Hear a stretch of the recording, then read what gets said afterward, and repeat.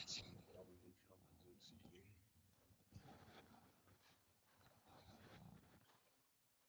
this one?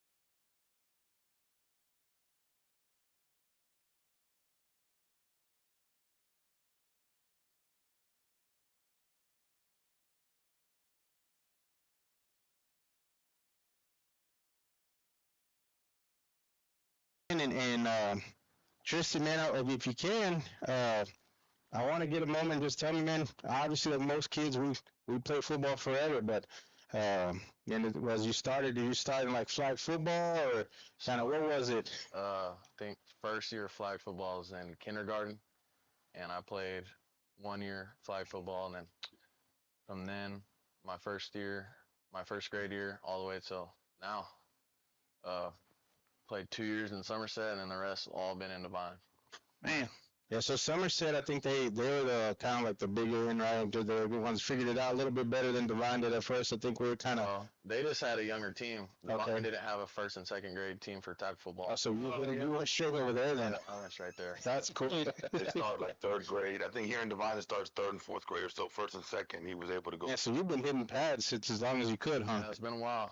Man, that's pretty cool. So, I don't want to talk about it again. Like, just it's cool, right? Like, we always talk about in the Bleachercreatures. We see the kids that are running around Friday Night Lights. You know, you're one of those kids, right? Back in the day, just running around the football, watching, you know, all the family members playing and passing present, just checking them out. And you're like, one day I'll be out there. Yeah, I still remember watching that, and I haven't watched a football game from the stands in Divine in 4 years. So, is there any game that you remember or that you kind of, or was there a player or something that, you know, in the past? My cousin Trent was one of my only, or not my only family member, but the one I can remember because he's not that much older than me. Yeah. I remember watching him a lot whenever I was younger. So, me and Angel, we were lucky enough to play with your dad and your uncle. So, I mean, how great do they say they were? Oh, they're always giving me. Always. Back in my day. There yet, but I don't know about that. Like, you may not have a game that you want to watch, but talking about, you know, your uncle, he played with him, so that was his junior year, our senior year. Ask him about the Hondo game, and he can fill you in how Angel is he's part of the lore of kind of the tradition that, you know, of going and what goes on in Warhorse football. So yeah, and believe it or not, I actually jumped 6 feet in the air. Yeah, so ask your uncle about that. He'll fill you in, man. But as that, I want to give Coach Gomez, you know, an opportunity to talk about. He's been blessed to see you come up from middle school, you know, working your way into high school. You've seen different coaches come in, and luckily the consistency of having Coach Gomez there for your whole career is pretty cool. So, Coach, I kind of just want to talk about when you saw Tristan came in, and like most small towns, you kind of get stuck in a particular position. And let's be real, we've been lucky enough to live stream the games and see him be at that position. And what position did you initially have him at, you know, when he came in, you know, as freshman, sophomore year? He came in as a freshman. The bunch that he had was a good class of really good football players, and a lot of them played whenever they were freshmen. And you know, Tristan came in and playing guard and D tackle, I know he played with his brother his freshman year, and they were able to play, on the same line, which was really, really cool. Uh, but he came in playing offensive guard and defensive tackle, and did really well his freshman year. Oh man, I mean in the trenches, bro. I don't know if you ever listened to the stream, but I would give you kudos. You know, All the time. I mean, and as you when the Jailer's not here, but look, man, big boys, they need to get some rep for what they're doing. And at the time when you're on the line, man, you did great. You know, but then to see that, kind of what transitioned him to move from there. Yeah. Well, the thing about a lot of our linemen is they were playing both ways. So he was playing guard and he was also playing D tackle, and so definitely by the fourth or fifth game, he's in shape, And from his junior year, obviously he dominated. He was our defensive, you know, basically our defensive MVP. He did everything. He was a man child on the defensive line. We said LaFon's name. I mean, at least every other player on defense, man. He did. Yeah. And what was so cool about him is when we started figuring it out that he could make that move to linebacker is, Matt and Riley would be getting the calls from Coach Sanchez and doing whatever audibles they needed to do on defense. And as they were doing it and as they were talking, Tristan was doing the same thing when he was on the defensive line. I mean, he was making the calls and everything. And, so that football IQ that he had, when we talked about it, and I told him at the end of the year, your junior year, I said, man, he surprised me so much on his football IQ. Like, he knew the calls, he knew the stunts. I mean, he knew everything from a defensive lineman. I mean, we had Tristan at D tackle, and we moved him to DN. We moved him to a bunch of places where we felt we could go and make a play. But he knew everything. Like, he would look at the coach, he knew the signals, he'd yell if it was, unbalanced and there was a tight end at the tackle position. He would automatically call it, hey, this guy's eligible. Like, he would making all the calls real quick. Man, so before you transition there, Tristan, what helped you to get there? Like, I mean, let's be real, man. I played on the line. I did not have that football IQ you do. Like, I did at the time. Coach Gomez was just, the D-line coach whenever I was there. So I did exactly what he said, and I didn't stray out of line. So what kind of helped you, or what kind of helped you grow or mold you to understand kind of what the defense is, to look for the bigger picture? I mean, at the end of the day, it's all football, and I've been playing for a long time. But I think playing offense, for a long time, I could see tendencies, and I knew what I was doing. You got to watch film. If you right. So that's actually, so biggest thing is actually put it in the work, not just the muscle aspect, but the mental aspect of it, right? You don't watch film, you're going out there blind. You don't know. You don't know what to expect. Like, you can see certain things if you watch and you see it in the game. You already know what's going to happen the next play, and that gives you a bigger advantage than people would think. But and so for you, look, I got a son who's a freshman. I can't get him to understand how important it is to watch film. So how, as a player, how did you know? Was it just emphasized by coaches? Was it by parents, or just by the simple drive of Tristan LaFon saying, hey, man, I want to go to the next level. I'm going to start watching film and taking notes more. What, as a kid who's in the program now, or even a kid who's in another program that's a freshman, or an eighth grader coming into it, kind of what helped you say, hey, I want to push myself to be more than what I am? Well, middle school, you don't really got to watch film. Yeah. Coming in freshman year, I was 14 years old, and I was starting on varsity and went into the first game, didn't know much about film, and it's like you're blind. Like, you see so much on film that, you can translate into the game, and ever since that first game, I've always watched. I always knew how important it was. Like, when you go out there in a game and people are counting on you and you're blind because you haven't watched any film, then you realize how important it really is. That's cool. That's cool, just, again, to understand, because,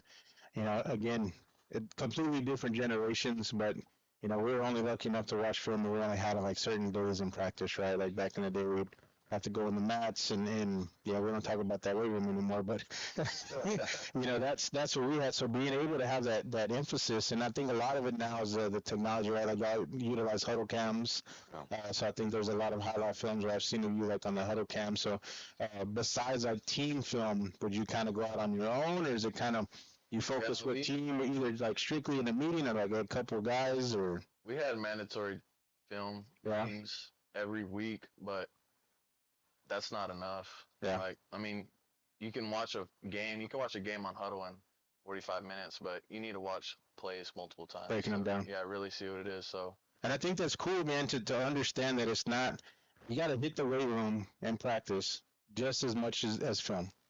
Like, you need the strength to overcome, the in the trenches to have that battle. But at the same time, like you're talking about, like, if you don't have that mental aspect, or as Coach Gomez was talking about, the football IQ, you can progress to the next level. So the fact to have that initial drive and want to do it, man, kudos to you. And it goes kind of like what we talked about, like the basis of where we're from. So now that we know where he got his IQ from, and you saw it, so now you're transitioning him to a new position, right? Yeah. His senior year. Yeah. Yeah, God forbid that you change him his senior year when he's really comfortable, right? I know, and then I had to change his number, which I know Mom got too happy about. Yeah. Nice. Yeah, they got shirts made and blankets made and special footballs with this number, and you threw us off. Oh, I know.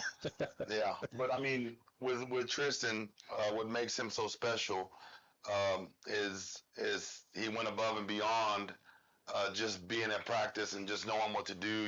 He's spending a lot of his time watching film, like he said, really scouting the team that you're playing.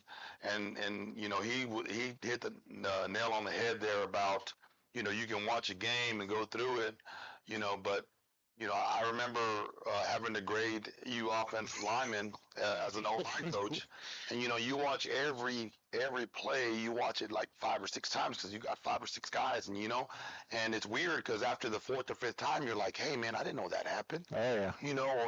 And that's the good thing about him is he went in there and he took time to watch film, and he started noticing, hey man, this guy gets tired.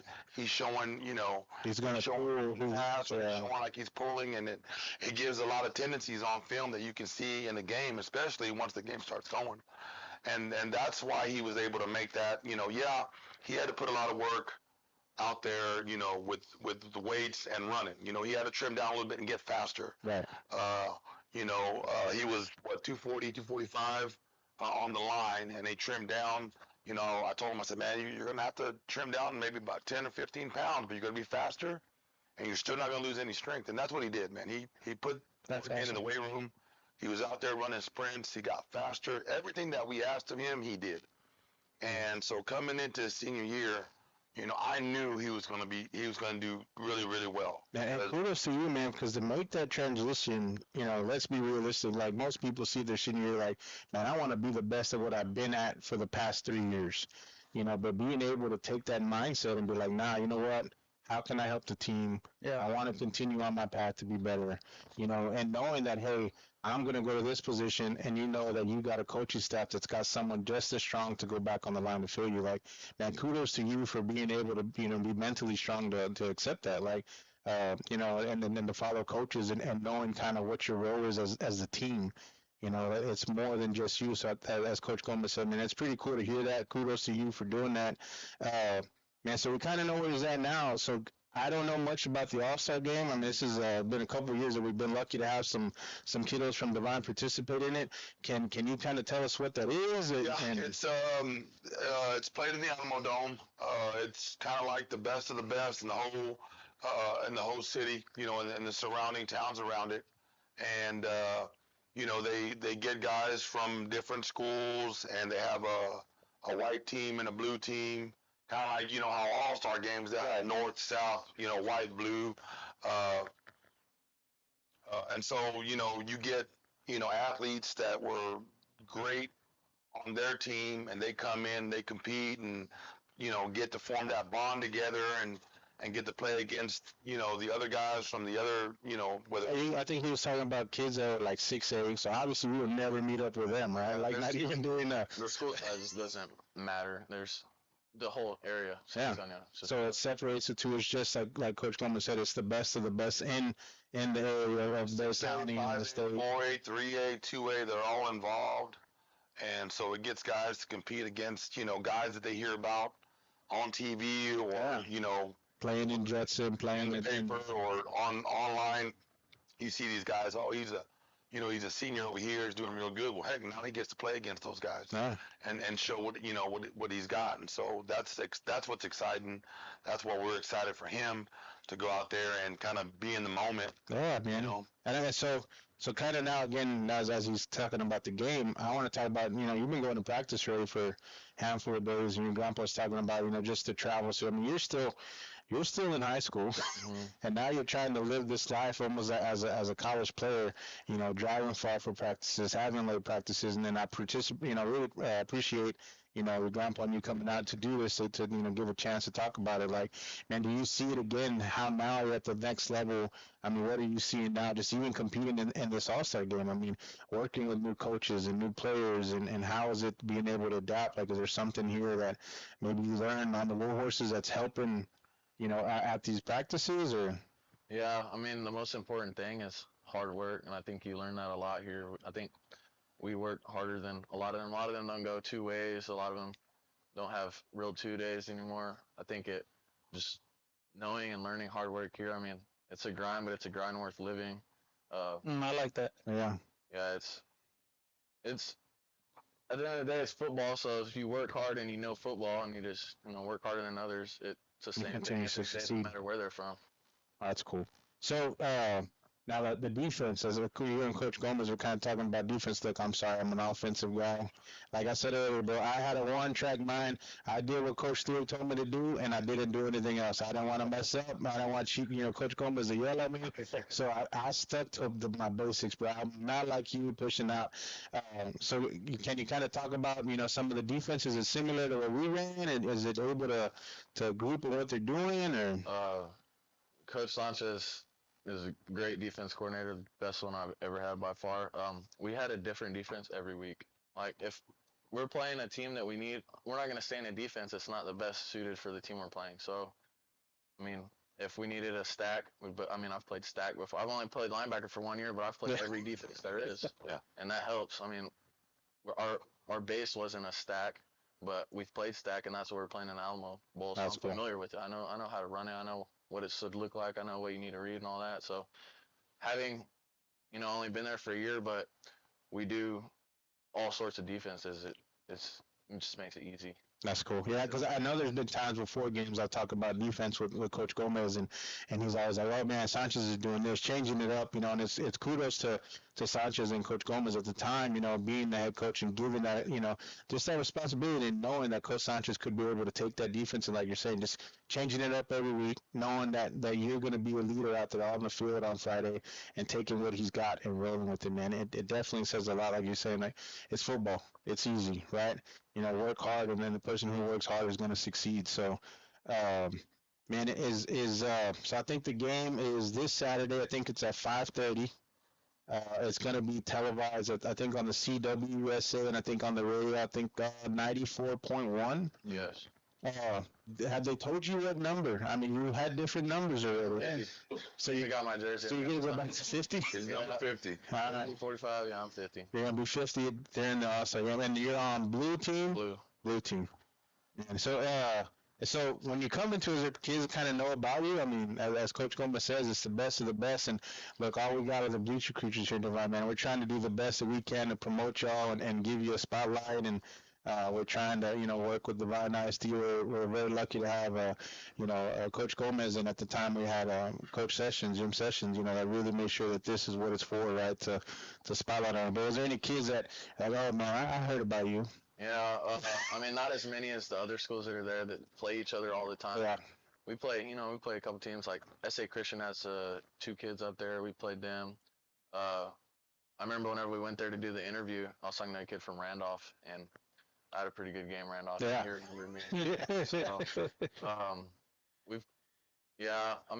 Not as many as other people. A couple people know who I am. Like, there's one kid from Uvalde on my team, and he knows who I am. Knows who I am. We've played each other since freshman year. I mean, we didn't play each other the past 2 years, but freshman, sophomore years, Uvalde knows Divine knows Uvalde, but Yeah. it's definitely not. We're not as known as kids that play each other up there.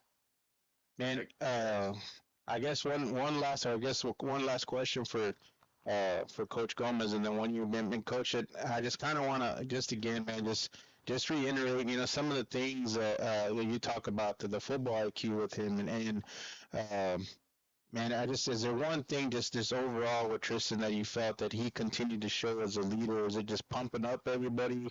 Yeah, I mean his leadership. He's a leader by example, and in practice he's going as hard as he can, and the other guys see that, and then that makes them want to go. It makes them want to go It's gonna hard. push them harder, yeah. And it's that influence. Like, hey man, Watch we can't mess around because Tristan's not messing around, and if we mess around, we're gonna look bad, and we don't want to do that. Why Tristan's such a special athlete.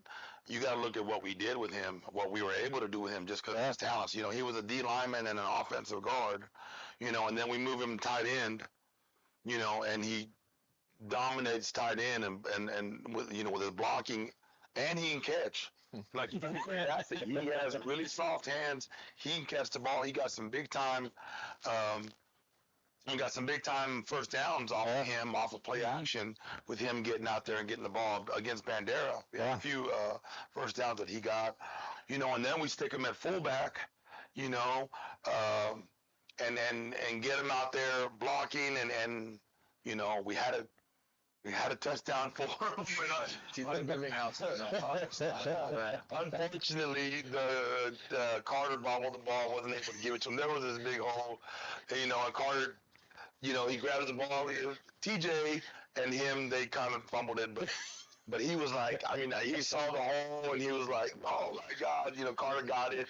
And he ended up scrambling and getting the touchdown. He's like, man, I'm sorry, dude, but he was like, we had called it for him, and we knew if we ran it right off the bat, we knew he was going to get a big gain off of it, and so, but he's that special athlete that, for a kid to dominate on the D line and then be able to go to linebacker and play tight end and catch some balls, on play action passes and go to fullback and do that, so he literally played 4 positions that it would have taken a normal kid forever just to learn one of them. Yeah, if it was me, man, I'd be out. Coach Gomez and Coach Stewart would have left me on the sideline, bro.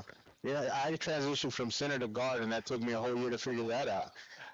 So. Yeah, that's why I think he's gonna do well in whatever college takes a shot at him. I go back.